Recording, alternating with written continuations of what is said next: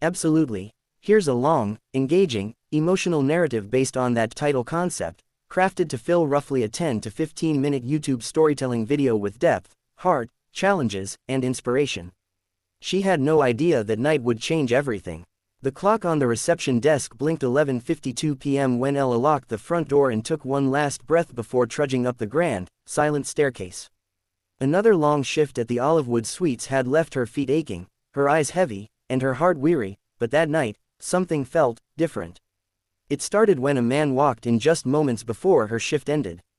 Tall, exhausted, and oddly familiar, he didn't rush to the front desk with demands or pointed questions like most guests. Instead, he simply stood there, shoulders slumped, hands buried deep in his coat pockets, eyes scanning the warmly lit lobby as though searching for something he couldn't name. "Welcome to the Olivewood," she said on autopilot. His eyes lifted, a soft, tired blue, and he offered a polite but almost vulnerable smile. "Thank you," he said. "Room 407, just for a night." His voice wasn't arrogant, it wasn't pretentious, it was gentle, almost hesitant, like a man who had grown invisible in the world, like no one was really waiting for him anywhere. Ella handed him the key, and in that simple exchange, something unusual stirred within her. For months, life had felt like a slow uphill climb. She'd moved to the city chasing her dreams, plans to become an artist, to live passionately, to create something real. But bills, late nights, and endless hospitality work slowly drained her spirit. She'd grown numb to friendly smiles from strangers and exhausted by the emptiness that followed every shift. Still, there was something about this man, quiet, unremarkable to others, but different to her. Not because he stood out, but because he seemed seen, as if he was carrying years of silence inside him. Over the next few days, he became a quiet fixture of the Olivewood Suites. Not loud, not demanding, just there, eating breakfast alone, smiling gently at housekeeping, stepping out in the morning with a brief nod, returning in the evening almost exactly at 11:50 p.m. Ella noticed small things: how he never called for extra pillows, never questioned prices, never asked for anything he didn't truly need. Once, she found him in the lobby after breakfast, staring at a framed painting of a seaside cliff. "Beautiful," he whispered, as though speaking to himself. "Reminds me of home." Ella paused, curious. "Where's home?" she asked. He didn't look at her, but his voice softened. "Somewhere I used to know." Something in that answer hit her deeply, like a door creaking open in her heart. Most guests leave before you learn anything real about them. But this man, he seemed layered with unseen stories.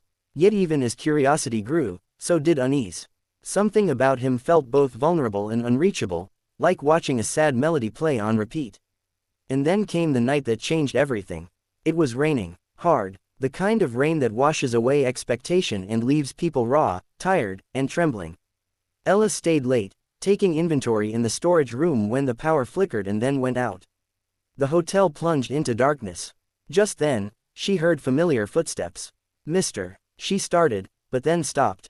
He was standing there, soaked from the rain, eyes searching hers not with expectation, but worry. "The stairwell," he said softly. "There's someone stuck. I heard them cry out." Ella followed him instinctively, heart pounding. In the stairwell, beneath a flickering emergency light, a young boy sat huddled, trembling and soaked, tears glistening on his cheeks. "I got separated from my dad," the boy sobbed. "I don't know where he is." Ella knelt beside him, warm reassurance fought with her panic. The man stood close, unassuming yet steady, offering a dry towel from his bag. "She must be worried sick," he said gently, eyes full of compassion. Ella nodded. "We'll find him, I promise." That night, they searched the corridors together, Ella, the boy, and this anonymous guest who cared more than most strangers would. He whispered encouragement to the child, comforted him, stayed beside him while Ella alerted security and combed every floor. Hours passed, no sign of the father. Fear latched onto them, heavy and unyielding. And just when hope felt like a fragile ember, there he was, a man rushing down the hallway, soaked and frantic. "Ethan," he cried, scooping the boy into his arms. Tears streamed down both their faces. "Thank you," the father whispered to Ella and then to the man who had stayed calm, who had helped, who had refused to leave. That moment, raw, emotional, unfiltered, revealed something deeper about the quiet guest: his empathy, his strength, and his genuine heart. In the days that followed, something strange began to ripple through the Olivewood Suites. Staff spoke of the man's kindness, his patience with everyone he met. Guests whispered how he never asked for special treatment.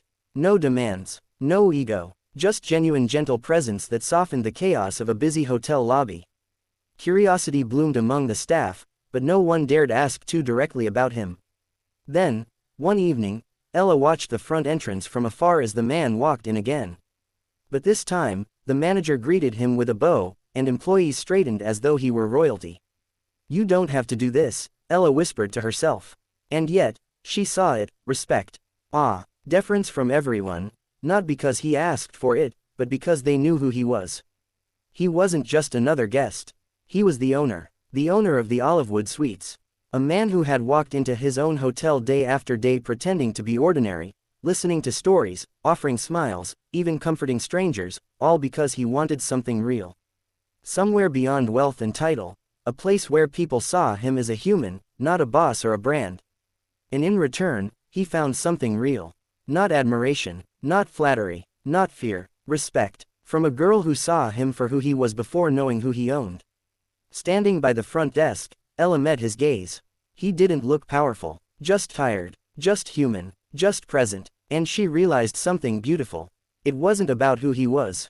It was about what he chose to do with who he was. He could have never stepped foot in the lobby as a regular guest. He could have hidden behind luxury. He could have stayed distant. Instead, he walked among real people, saw them, respected them, treated them with dignity, and in doing so, slowly changed the lives of everyone around him. That night, the Olivewood Suites felt different. Not because of chandeliers or velvet curtains, but because kindness had a name. Not because of wealth, but because a man chose to listen, to care, to be present.